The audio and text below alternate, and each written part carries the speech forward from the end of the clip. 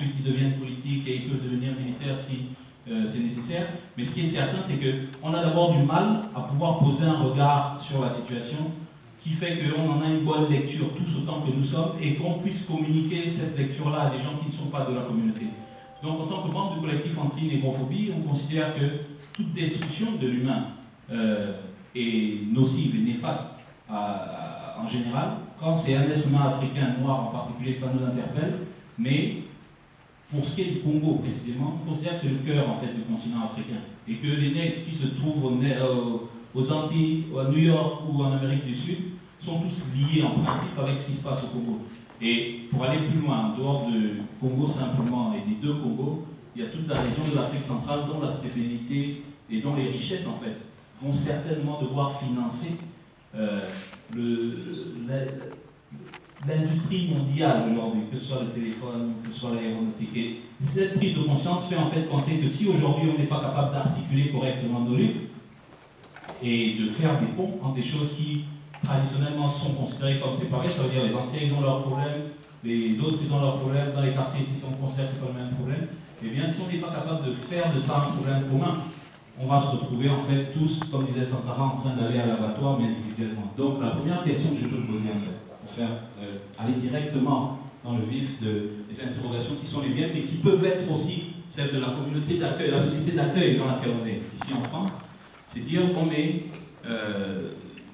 qu'est-ce qui a pu motiver la création de l'association, sachant que c'est une association donc, de droit français, elle est en France ici, comme on voit le drapeau français au bout de la table, mais son objet en fait semble être lié au Congo, du moins de par son nom. Donc qu'est-ce qui a motivé, voilà la première question, la création de cette association?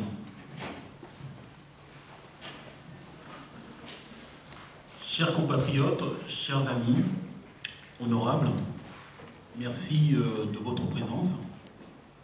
Comme vous tous vous avez pu le constater, après la crise post-électorale, beaucoup de Congolais se sont mobilisés. Alors, se sont mobilisés de différentes façons, par des marches, par des manifestations, etc. etc.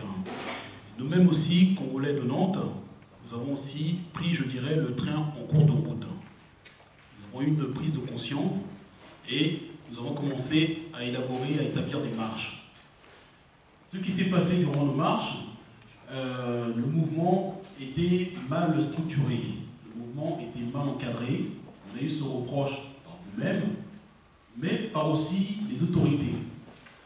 Effectivement, comme l'a annoncé tout à l'heure Peter, une délégation a remis un courrier à la préfecture au préfet pour revendiquer un certain nombre de choses. Nous avons été reçus, mais pas d'une manière officielle, parce qu'effectivement, le mouvement n'était pas reconnu en tant que tel, et on ne pouvait pas parler non plus, on n'avait pas de légitimité auprès de notre population. Donc pour cela, on s'est dit, il va falloir qu'on puisse structurer notre mouvement.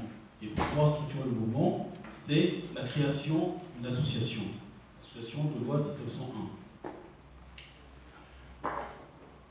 Pour aller un peu plus loin, cette association est d'une part d'origine congolaise, mais elle reste néanmoins ouverte à toute bonne volonté, à toute personne qui se sentirait concernée par la lutte, par les objectifs de cette association.